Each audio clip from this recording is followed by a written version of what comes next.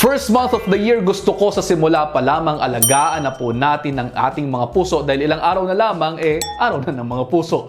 Kung wala pa nag-aalaga sa mga puso ninyo o may pinagdaraanan kayo, eto kainin nyo ilan sa mga ingredients na good for the heart. Ready? 1 minute na lamang to, ilista na ninyo. Ayon sa National Heart, Lung and Blood Institute, kumain ng maraming madadahon at kulay berdeng gulay, prutas, whole grains, fat-free or low-fat dairy, protein-rich foods tulad ng isdang mayayaman sa omega-3 fatty acids, lean meat, nuts, seeds, soy, legumes, eggs at mga oils na mayayaman sa poly at monounsaturated fats tulad ng canola, corn oil, olive oil, safflower oil, sesame oil, sunflower oil at soybeans. Pwede rin ang nuts and seed butters, salmon at avocados. Bawasan naman ang intake ng sodium at matutong magbasa ng label.